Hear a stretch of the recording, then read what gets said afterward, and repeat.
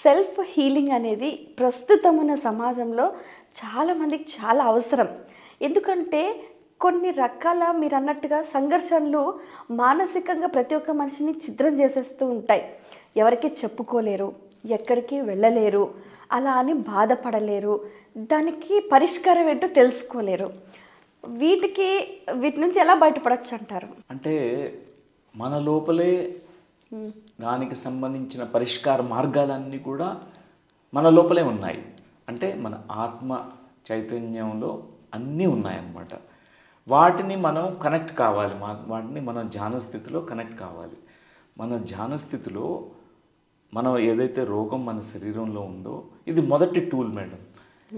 ధ్యాన స్థితిలో వారు కాళ్ళ నొప్పి ఉందనుకోండి, అంటే కీళ్ళ నొప్పులు వచ్చాయి, వాళ్ళు నడవలేకపోతున్నారు, ఒక 3 నెలలుగా ఉంది. 3 నెలల క్రితము ఏం జరిగిందో చూస్తే వాళ్ళు స్టక్ ఫీలింగ్తో ఉన్నారనమాట. అంటే నేను జీవితంలో ముందరికి వెళ్ళలేకపోతున్నాను, నేను ఇక్కడ స్టక్ అయిపోయాను. అంటే వాళ్ళు కాళ్ళు, మనకి పని ఏంటంటే ఫంక్షన్ ఆఫ్ ది లెగ్స్, అది ముందరికి వెళ్ళడానికి, నడవడానికి, మన జీవితంలో ముందరికి వెళ్ళడానికి అది ఉపయోగపడతాయి. అంటే అలా ఉపయోగపడకపోతే, అంటే మనం జీవితంలో అందరికి వెళ్ళలేకపోవడం వలన మనం ఇది ఇక్కడ స్టక్ అయిపోయింది. ఈ ఫీలింగ్ వలన మనకి కీళ్ళ నొప్పులు. సో మనం ధ్యాన స్థితిలో ఆ యొక్క నొప్పి కానీ, బాధ కానీ, రోగం కానీ ఏదైనా ఉందనుకోండి, దానితో సంభాషణ చేయాలి. అంటే ఎందుకు నువ్వు వచ్చావు అని ఒక చిన్న ప్రశ్న మనల్ని ప్రశ్నించుకోవాలన్నమాట.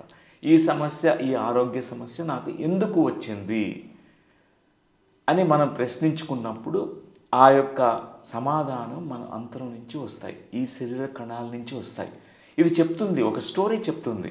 దీని వెనకాల ఏం జరిగింది, ఏ భావావేశాలు వ్యక్తపరచబడలేదు, ఏది అవగాహన కాగబడలేదు, ఏ ఒత్తిడి కలగజేయబడింది, ఏ భయం మనలో ఏర్పడిపోయి అలా ఉండిపోయింది, ఇవన్నీ ఆ కథ రూపంలో మనకి మన బాడీనే చెప్తుంది, మన శరీరం చెప్తుంది. ఆ శరీర కణాలకి అంత చక్కని ఇంటెలిజెన్స్ ఉంది, అంత తెలివితేటలు ఉన్నాయి. వాటిని నమ్మాలన్నమాట. మన బాడీ అది చెప్తుంది. ఇప్పుడు ఈ వ్యక్తికి తన ఇంట్లో ఒక ఆవిడకి చాలా పని అనమాట, బండ చాకరీ ఆవిడతోనే చేయిస్తుంటారు. కానీ ఆమెకి ఎక్స్క్యూజ్ లేదు.